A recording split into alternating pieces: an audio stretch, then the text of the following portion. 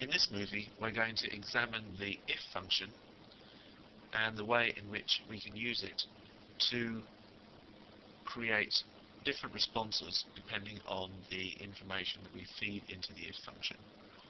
Let's take a look. We're going to use our sample database, and we're going to take a look at the products table.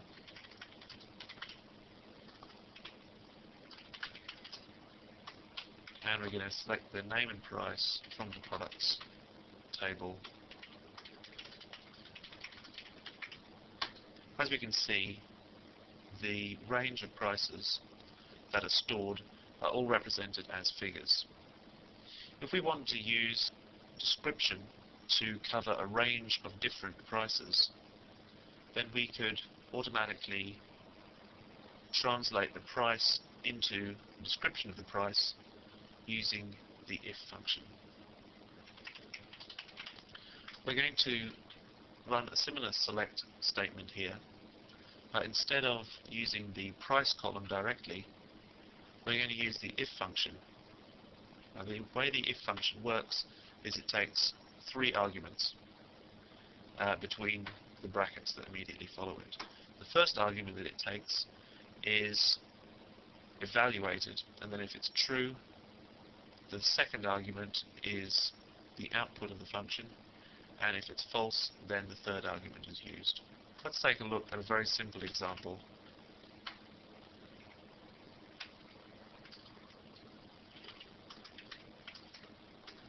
Before we go to apply this to the products table. That's a very simple example of the way the if statement works. The first value is evaluated, first argument I should say is evaluated, and then one of the other 2 arguments is used as the output, depending on whether the expression that was evaluated was true or false. Of course, 1 is equal to 1, so the second argument is used as the output for the function. And this is what's displayed in the results table. So let's apply this to the select statement that we're using on the products table. In this case, we can say if price column is less than 15, we're going to use the word cheap, otherwise the word dear. And we're going to give a name to our if statement there. We're going to call it range. From the products table, we're going to take this information and we're going to similarly order them by the range column that we've just synthesized. As we can see, using the if function allows us to break down the data into broader categories. Let's take a look at a slightly more complex version of the same thing.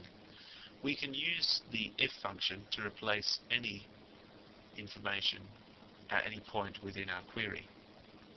So we can, instead of simply using a single set of values for the second and third arguments of the if function, we can nest if functions within the if function itself. So let's say price is less than 10 this time. And if this first expression is true, then we can use another if function for the second argument. If price is greater than 0, cheap. Otherwise, absolutely free. We have to use the brackets in the same way for the inner if functions, or the nested if functions, as we do for the outer one. For the second argument of the main if function, we're going to put in another if function which says if price is greater than 20, we're going to output mid.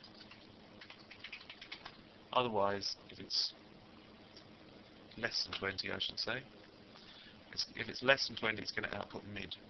If it's greater or equal, it's going to output shocking. Then we close that bracket to close the arguments for the inner if function. Then we need another closed bracket because we've nested it within the arguments for the outer if function. We're going to give the column the same name as we did the last time and specify the table from which we're going to take the data. As we can see, the different prices have now been broken down a little finer, but we're able to differentiate in a very calculated and graded way. So the if function can be useful for testing a certain condition on a piece of data before we decide to output it.